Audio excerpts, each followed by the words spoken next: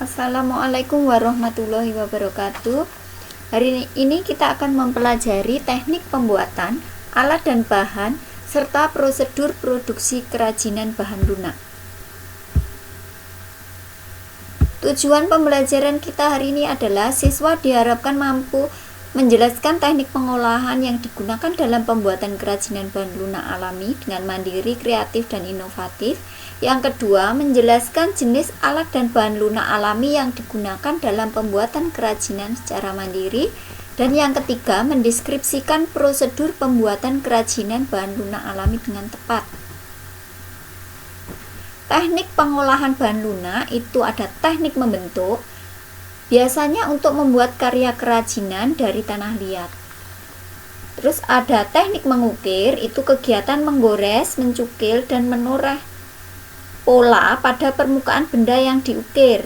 Nah, ini diterapkan pada bahan kayu, tetapi juga bisa pada sabun padat, jenis umbi, gerabah, dan lilin. Terus ada teknik gores, itu dengan menggoreskan benda yang cukup tajam pada gerabah yang masih basah. Ada teknik cukil dengan alat yang ujungnya runcing, meninggalkan bekas yang lebar dan pendek. Ada teknik tusuk, itu dengan alat yang runcing tetapi bekas tusukan seperti titik-titik. Kemudian ada teknik membutsir, yaitu dengan memijit, menambah, dan mengurangi bahan yang dibentuk. Teknik menempel, itu dengan menempel potongan-potongan kertas. Teknik cap atau tera itu menggunakan cetakan berbentuk motif lalu ditempelkan pada permukaan media sehingga membentuk motif. Ada teknik menganyam, itu biasanya pada bambu, daun pandan, rotan, enceng gondok, dan lain-lain. Kemudian teknik membentuk, itu ada teknik pijit tekan, yaitu teknik secara manual dengan cara tanah liat dipijit tekan dari bentuk bola menjadi bentuk yang diinginkan dengan menggunakan jari-jari tangan. Teknik pilin itu dengan cara tanah liat digulung hingga terbentuk pilinan tanah.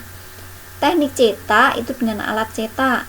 Teknik ini digunakan untuk memproduksi produk kerajinan keramik dengan jumlah yang banyak dan dalam waktu yang relatif singkat dengan bentuk dan ukuran yang sama.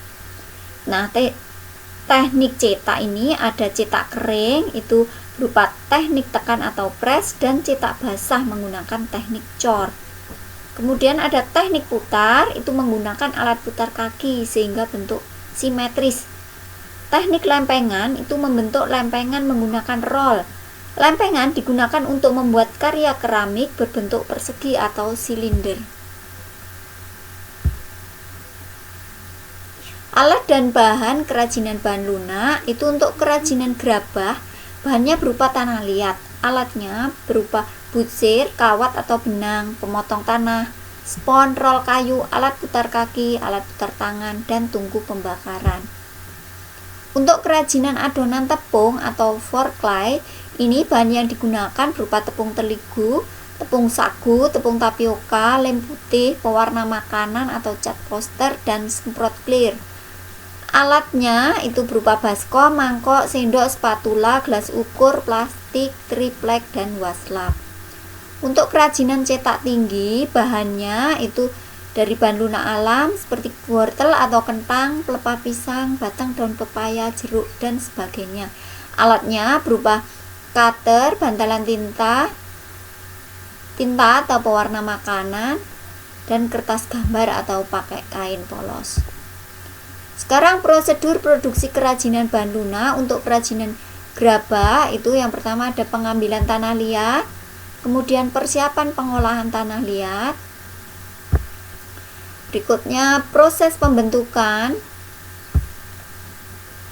Yang keempat proses penjemuran.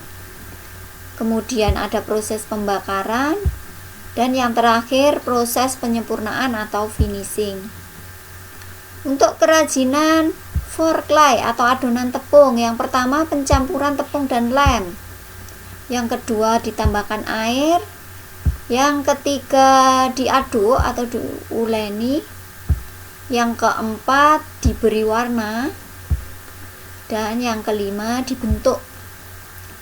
Untuk kerajinan cetak tinggi, yang pertama kita siapkan bahannya, kemudian bahan tersebut diukir.